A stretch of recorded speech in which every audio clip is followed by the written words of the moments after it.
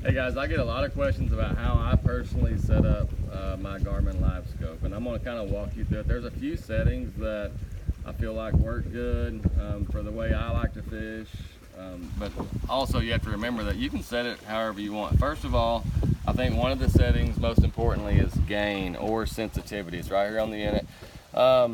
Mine's set really good right now, but if you don't know, like if yours is set good, just increase the gain until you start seeing a lot of this. You know, that's really hot. You don't need it that hot. And then you just back it down, look at these fish, until it clears up. You get that pretty picture. You take all this stuff, and I still see everything really good. We're actually sitting next to a bluff, and this is like two big rocks that's between the trolling motor and the bank there. The second is the trail.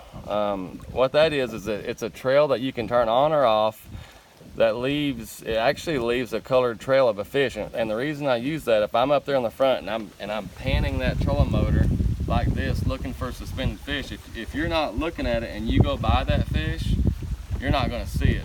So with the trail, if I pan past that fish, it's gonna leave a mark there, you know, a trail that shows you there was something there, and I need to go back and try to find that, you know. So it makes it easier, it lets me cover a lot more water.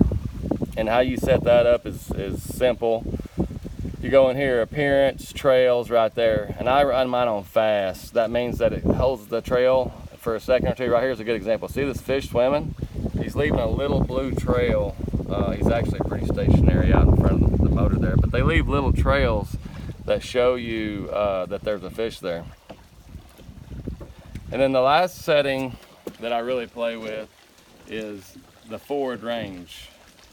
And to me, the way I like to fish, 70 to 75 to 80 is probably where I like to stay the most. If I'm on St. Clair or Lake Erie, where it's just a flat bottom and I need to see a long ways and I'm looking for one single rock, then I'll put it on 100 or something like that. But day-to-day fishing, probably 70 to 75. I get over a school of crappie, you know, I know a brush pile is out there 40 feet, then I'll tighten it down a little bit. And there actually is one more setting.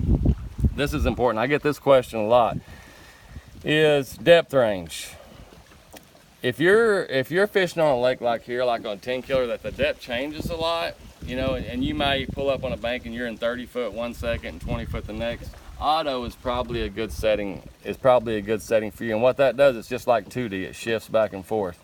But if you're on a lake like Okeechobee or a flat lake, you know, some of these that you're fishing the same, if I'm fishing the same depth a big part of the day, and then I'm gonna set it, and what I like to do is set it to where, I'm gonna set it to where this takes up about 2/3 of the screen, about like that right there. You know, that way I get a lot of detail, more picture in my screen. I'm not just using, you know, the top third. So really, honestly, other than that, that's all I do. I mean, all you got to do is look around and see a lot of things. We have some fish swimming here.